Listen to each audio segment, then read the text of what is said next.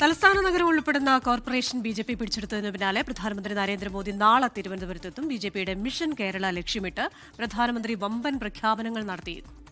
കേരളത്തിൽ അനുവദിച്ച 4 പുതിയ ട്രെയിനുകളുടെ ഫ്ളാഗ് ഓഫ് പ്രധാനമന്ത്രി നിർവഹിക്കും. അതിനുശേഷം ബി.ജെ.പി സമ്മേളനത്തെ അഭിസംബോധന ചെയ്യും. അതേസമയം എൻ.ഡി.എ ഘടകകക്ഷികളുമായുള്ള ബി.ജെ.പിയുടെ പ്രാഥമിക സീറ്റ് വിഭജന ചർച്ച ഇന്ന് തിരുവനന്തപുരത്ത് നടക്കും. ഉമേഷ് ബാലകൃഷ്ണ വാർത്തയുടെ വിവരങ്ങളുമായി ചേരുന്നു. Umesh, good morning. അപ്പോൾ പ്രധാനമന്ത്രി അതിനുശേഷമുള്ള പുതിയങ്ങളൊക്കെ തിരുവനന്തപുരം എടുത്തെടുത്ത് പറയുന്നുണ്ട്.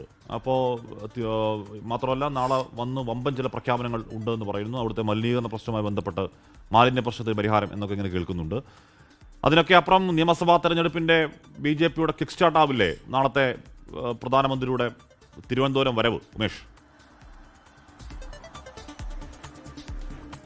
Good morning Ashmi, good morning Christina. എന്തായാലും നാളത്തെ വരവ് അത് ബി.ജെ.പി സംബന്ധിച്ചിടത്തോളം വലിയൊരു തുടക്കത്തിന്, അല്ല നിയമസഭാ തെരഞ്ഞെടുപ്പിന് മുന്നോടിയായിട്ടുള്ള ഒരു പ്രചാരണ തുടക്കത്തിന് കൂടി തുടക്കമാവുകയാണ്. കാരണം തദ്ദേശ സ്വയംഭരണ തെരഞ്ഞെടുപ്പ് സമയത്ത് തിരുവനന്തപുരം കോർപ്പറേഷൻ പിടിച്ച് 45-ാം ദിവസം ഇവിടെ പ്രധാനമന്ത്രി എത്തി ഈ വികസന പദ്ധതികൾ പ്രഖ്യാപിക്കുമെന്നായിരുന്നു സംസ്ഥാന അധ്യക്ഷൻ രാജീവ് ചന്ദ്രശേഖർ പ്രഖ്യാപിച്ചിരുന്നത്. പക്ഷേ 27-ാം ദിവസം, അതായത് നാളെ 27 ദിവസം പൂർത്തിയാകുന്നേ ഉള്ളൂ.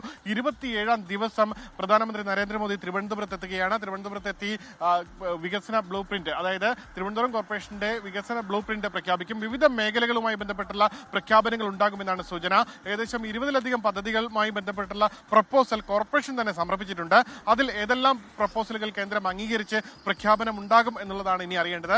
ആദ്യ പരിപാടി 4 ട്രെയിനുകളുടെ ഫ്ളാഗ് ഓഫ് ആണ്. 4 ട്രെയിനുകളുടെ ഫ്ളാഗ് ഓഫ്, അതും ഈ പുത്തരിക്കണ്ടം മൈതാനത്ത് തന്നെയാണ്. പുത്തരിക്കണ്ടം മൈതാനത്ത് 4 ട്രെയിനുകളുടെ ഫ്ളാഗ് ഓഫ് നടക്കും. അതിനുശേഷം ലൈഫ് സയൻസ് പാർക്കിലെ ഇന്നൊവേഷൻ ടെക്നോളജി ആൻഡ് ഓൺട്രപ്രണർഷിപ്പ് ഹബിന്റെ തറക്കല്ലിടൽ കർമ്മമാണ്. അതും ഇതേ വേദിയിൽ തന്നെ നടക്കും. അതിനുശേഷമാണ് പൊളിറ്റിക്കൽ പരിപാടി തൊട്ടടുത്ത വേദിയിൽ, അതായത് ഇതിനോട് ഈ പുത്തരിക്കണ്ടം മൈതാനത്ത് തന്നെ 2 വേദിയുണ്ട്.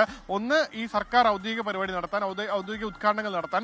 2 ഈ ബി.ജെ.പിയുടെ പൊളിറ്റിക്കൽ പരിപാടിയാണ് എല്ലാവരും കാതോർത്തിരിക്കുന്നത്. തിരുവനന്തപുരം നഗരത്തിന് വേണ്ടി എന്തെല്ലാം പദ്ധതികൾ പ്രഖ്യാപിക്കും, അതിൽ തന്നെ ഈ വികസിത കേരളം, ഈ വിശ്വാസ സംരക്ഷണം, വികസിത കേരളം എന്നീ മുദ്രാവാക്യം ഉയർത്തിക്കൊണ്ടാണ് ഈ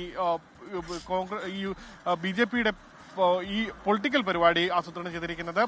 തിരുവനന്തപുരം നഗരത്തിന് വേണ്ടി എന്തെല്ലാം പ്രഖ്യാപനങ്ങൾ ഉണ്ടാകുമെന്നുള്ളത് തന്നെയാണ്. എന്തായാലും വി രാജേഷൻ നമ്മളോട് കഴിഞ്ഞ ദിവസം സംസാരിച്ചപ്പോൾ വിവിധ മേഖലയിലെ വിദഗ്ധരുമായി സംസാരിച്ച് ഒരു പദ്ധതി രേഖ കോർപ്പറേഷൻ സമർപ്പിച്ചിട്ടുണ്ട്. അതിൽ കേന്ദ്രത്തിന്റെ സഹായത്തിൽ എന്തെല്ലാം നടക്കും, എന്തെല്ലാം പ്രഖ്യാപിക്കാനാകും എന്നുള്ളതായിരിക്കും നാളെ പ്രഖ്യാപിക്കാൻ പോകുന്നത് എന്നുള്ളതാണ്. എന്തായാലും എല്ലാവരും പ്രതീക്ഷയോടെ, ബി.ജെ.പി പ്രവർത്തകർ എല്ലാവരും പ്രതീക്ഷയോടെ കാത്തിരിക്കുന്ന ദിവസമാണ് നാളെ. കാശ്മീർ ക്രിസ്റ്റീന. ഓക്കെ, ഉമേഷ് ബാലകൃഷ്ണനാണ്. ബി.ജെ.പിയുടെ നിയമസഭാ തെരഞ്ഞെടുപ്പ് പ്രചാരണത്തിന്റെ ഒരു ഒഫീഷ്യൽ കിക്ക് സ്റ്റാർട്ട് കൂടിയാവണം പ്രധാനമന്ത്രിയുടെ വരവ്.